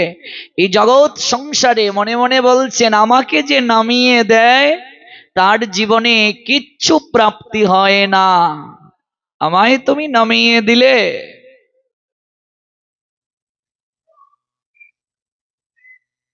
তো তুমি আমায় নামিয়ে দিলে, বড় অভিমান হলো, আঁচলটা টানছেন। বাধ্য হয়ে যশোদা ডান কুলে গোপালকে কোণে কুলে নিলেন, আর বাম কুলে শ্রীমতী রাধারানীকে কুলে নিলেন। রাধারানী মৃদু মৃদু হাসছেন, আমার আজ প্রতিজ্ঞার অবসান হবে। আমি এতকাল ধরে যে চক্ষু দুটি মুদ্রিত করে রেখেছি যাকে দর্শন করার জন্য, ওগো আজ আমার প্রাণনাথ আমার কাছে এসেছেন। বাম দিকে রাধারানী যশোদার, ডান দিকে কাকে কুলে নিলেন? গোবিন্দকে। গোবিন্দ তো জানেন কে, আর চোখটা বন্ধ কেন, প্রেমময়ীও তো জানেন। যুগমায়ার প্রভাবে কেউ বুঝতে পারছে না এগুলো। ভগবান লীলাবিলাস করেন তো যুগমায়াকে কেন্দ্র করে। তাই গোবিন্দ তার ডান হস্ত দ্বারা, যশোদার কুলে তো আছেন বাম দিকে, ডান হস্ত দ্বারা আলতু করে প্রেমময়ী শ্রীমতী রাধারানীর চোখের মাঝে হাত বুলিয়ে দিলেন। এই প্রথম প্রেমময়ী নয়ন খুলে গোবিন্দ দর্শন করলেন।